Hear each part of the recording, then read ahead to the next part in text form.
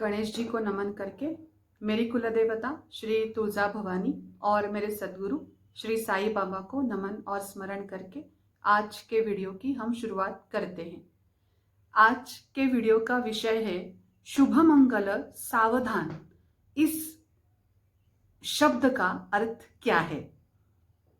इसके ऊपर अलग अलग जोक्स भी बनते हैं, मीम्स भी बनते हैं, लेकिन असल में अगर वो प्राचीन काल से हमारे विवाह के दौरान जो विधि होते हैं उनमें अगर वो सम्मिलित किया गया है तो उसका जरूर कोई मतलब होगा। तो मैंने एक वीडियो बनाया था, मराठी में था, मराठी मेरी मातृभाषा है। तो मैंने वो वीडियो बनाया था कि विवाह के वक्त, विवाह के दौरान वधू और वर के ऊपर जो हम अक्षत चावल के दाने, अखंड अक्षत चावल के दाने डालते हैं, उसका कारण क्या है, डालना चाहिए कि नहीं डालना चाहिए। तो मुझे बताने में बहुत आनंद हो रहा है कि वो वीडियो मराठी में था, फिर भी जो लोग मराठी नहीं बोल पाते उन्होंने भी वो वीडियो देखा और उसी में से एक इंसान ने मुझे पूछा कि ये जो शुभ मंगल सावधान कहा जाता है आपके महाराष्ट्र में, तो उसका मतलब क्या है। तो मुझे लगा कि अरे ये तो बहुत अच्छी बात है, बहुत अच्छा प्रश्न है, क्योंकि ये मोस्टली मराठी विवाह में, महाराष्ट्र के विवाह में कहा जाता है। आपल्याकडे जेव्हा सप्तपदीच्या पूर्वी जेव्हा मंगलाष्टकं म्हटली जातात, 8 त्याच्यात कडवी असतात, तर त्या प्रत्येक कडव्यानंतर स्टेप बाय स्टेप 8 वेळा म्हटलं जातं शुभ मंगल सावधान। तो उस सावधान का मतलब क्या है वो मैं आपको बताऊंगी और प्रयास करूंगी कि वीडियो छोटे से छोटा हो, शॉर्ट हो। आपको पता है हम कहते हैं सावधान और विश्राम, उसका मतलब क्या है? अगर किसी ग्राउंड में सोल्जर्स या वॉलेंटियर्स खड़े हैं, विद्यार्थी खड़े हैं और बहुत देर तक उनको वहां पे खड़ा रहना है, तो बीच बीच में उनको थोड़ा रिलैक्स करने की अनुमति मिलती है। तो वो रिलैक्स करने की अनुमति मिलती है ना, उसको कहते हैं विश्राम। और जब उनका बीच बीच वाला जो रिलैक्सेशन का टाइम खत्म हो जाता है और उनको कुछ इंपॉर्टेंट बातें बतानी हो, उनसे कुछ कवायद करनी हो, उनको कुछ इंफॉर्मेशन देनी हो या फिर उनके लिए कुछ ऑर्डर्स हो, तो उनको बताया जाता है सावधान। तो बोला जाता है सावधान विश्राम। ठीक है, विश्राम बोलने के बाद वो रिलैक्स कर सकते हैं, हिल डुल सकते हैं। सावधान बोलेंगे तो उनको जैसे के तैसे खड़ा रहना होता है। मुझे बात बहुत पसंद है, तो मुझे सोल्जर्स भी बहुत पसंद है और मुझे उनकी परेड देखना तो बहुत बहुत बहुत पसंद है। तो पॉइंट पे आते हैं। तो ये जो सावधान है वो वही सावधान है कि ध्यान दे, इकडे लक्ष द्या, सावध व्हा।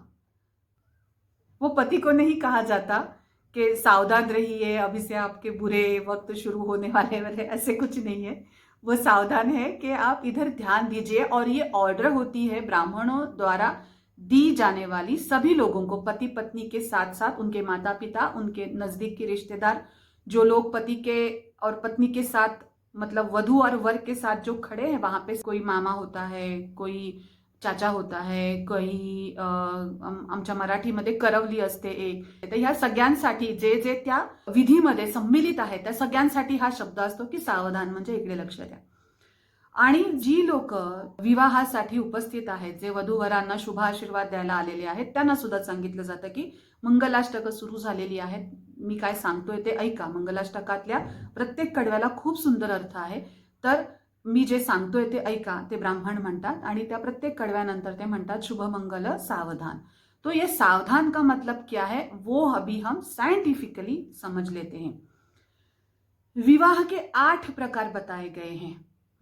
धार्मिक विवाह के जो अच्छे हैं, अच्छे से लेके बुरे तक, सबसे अच्छा है ब्राह्मण विवाह। तो ये 8 प्रकार है। उसमें से एक गांधर्व विवाह भी होता है, तो उसके ऊपर कभी और बात करेंगे, क्योंकि ये बहुत बड़ी बात हो जाती है, फिर मेरे वीडियो का लेंथ बढ़ जाता है। और फिर मेरा जो लड़का है आदित्य, वो मुझे हमेशा कहता है कि माँ वीडियो का साइज छोटा रखो। तो मैं प्रयास कर रही हूं कि मैं छोटे से छोटा वीडियो बनाऊं। ये उसमें से जो लास्ट वाला विवाह है, जो गलत 2 विवाह है, उसमें ये सावधानी की बातें नहीं बताई गई है। उल्टा वो उस प्रकार किया जाता है जबकि वो वधू या वो वर अलर्ट नहीं है, उसका ध्यान ही नहीं है, वो बेसुध है, उसका मन अशांत है, तो हमें इस प्रकार तो विवाह नहीं करना है, हमें अच्छे तरीके से विवाह करना है। तो इसीलिए बताया गया है कि सावधान रहिए, अलर्ट रहिए।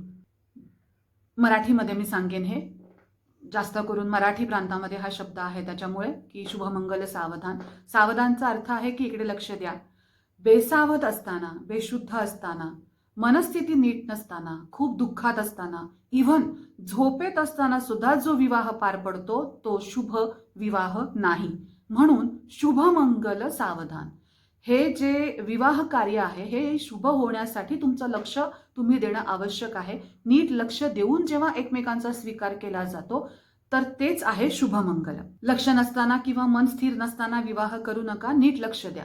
कारण नीट लक्ष देऊन जेव्हा विवाह केला जातो, आनंदाने, मन स्थिर ठेवून, पूर्ण शुद्धीवर असताना, डोकं साबूत असताना जो विवाह केला जातो तोच शुभ विवाह आहे. आनंदित मनाने, पूर्ण इच्छेने, मन एकाग्र करून ज्याच्याशी आपण लग्न करणार आहोत त्याचेच विचार डोक्यात ठेवून विवाह करणं हाच शुभ विवाह आहे, हे सांगितलं गेलेलं आहे त्याच्यामध्ये. साथ ही साथ भगवान को याद करके ब्राह्मणों की उपस्थिति में अग्नि को साक्षी मान के जो विवाह किया जाता है वही है शुभ विवाह.